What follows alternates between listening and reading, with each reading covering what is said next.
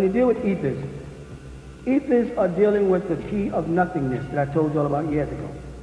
I said there's a state called nothingness, right? And I said they had to create a state of nothingness to create something in it. And to the layman ear, that sounds like mumbo jumbo, because I know if I heard it from somebody, in a layman state of mind, I would say, what the heck does that mean? Then you create nothingness, right? But the creation of nothingness is when a form of energy is in transit to another state. Meaning, when you on earth plane, and I'm going to keep it simple, when you on earth plane go back to the lightest element before the quartz was identified, you got back to hydrogen. And you know that because they called it one. So anything on the other side of one is zero. And zero means non-existence. Art, right? Not here. Okay, so when hydrogen was thought to be the lightest element, right, and the first principle of existence, and this was pre-quartz, then quartz did exist. You understand that? But it was not known to exist. And scientists worldwide, in all fields of scientific endeavors, were accepting the principle of hydrogen as the lightest element. You with me? But did quartz exist insofar as they got more sophisticated with computers and larger telescopes, and they was able to find a quartz within the hydrogen. So while the hydrogen was identified as the lightest element and the first stage of existence, insofar as quartz did exist, quartz was existent in a state of nothingness until they get to the other side of hydrogen and become something. Something simply is S-U-M-T-H-I-N-G, not S-O-M. That's phonetics.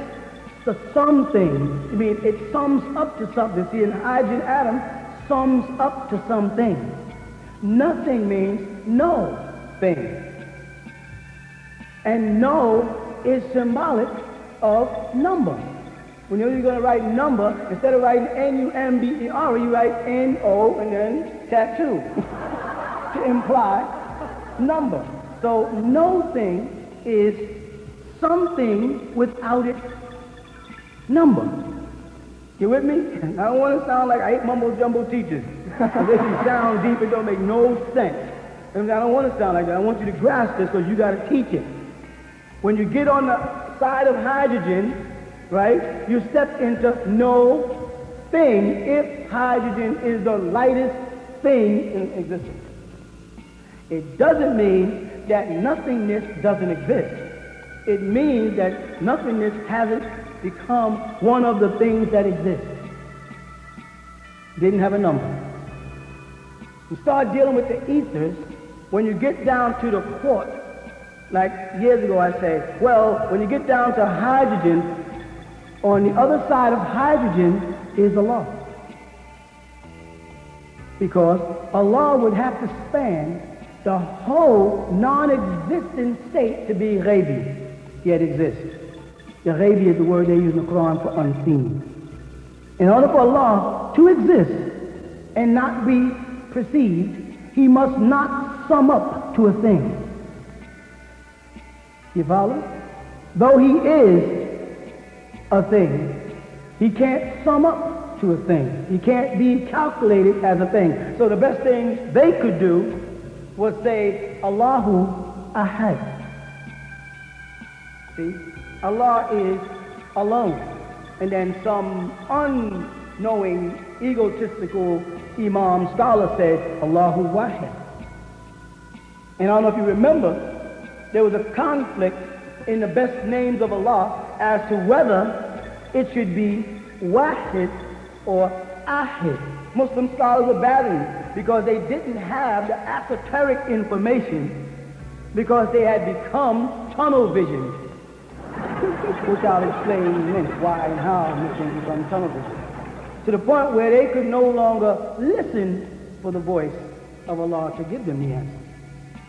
They only had to listen to the voice of scholars and Sahaba and Sheikhs and Molanas and Imams and Muftis and opinionating mortals.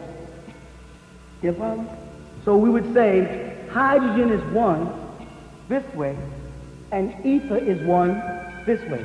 Ether 1 was the first part of non-particle or non-participle. You see, non-particle, going that way. Existence that doesn't sum up to solid, liquid, and gas. Because the number they want it to sum up to is 3. Now, when you get liquid and gas, and you get down to hydrogen, is it solid, liquid, and gas, or is it gas, liquid, and...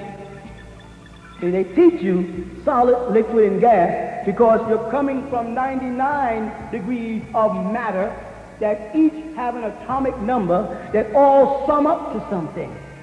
Coming down this way. And when you get down to the last 3 degrees of it, it becomes, coming from this way, solid, liquid, gas, and then it goes into ultra this, exoplasm. It's moving out of the state of the degrees of something. You with me? When they say solid, liquid, and gas, how do you relate to that? Solid is the mass, the body. Liquid is the blood, the plasma, right? The plasma. And gas is the ether, the soul. You follow that? Those are the stages going in. And at what point do you meet Allah subhanahu wa ta'ala, or El Elo, or Anu, or whatever name makes you feel comfortable? Do you meet him in the solid? Do you meet him in the liquid? Or do you meet him in the gas? You meet him in the gas. Because you meet him as you scale up the planes from the material plane, solid, you see that? To the plane of force, water, energy, water creates current. And after the solid, which is the mass, the body, the liquid, which is the water, the blood, then you have the gas. So you have the physical plane, the plane of force, now what's next? Plane of force, and after that, the spiritual plane. And this is where people say you meet the Most High at the... Now, if you take those 3 planes and overlay them in the degrees of existence, which are Nesut, Malakut, and Lahut, then you get Nasut, the plane of men, mortal, solid.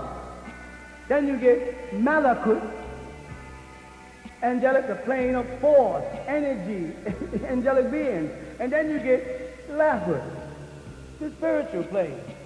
And it keeps saying, what is the spiritual plane? The etheric plane.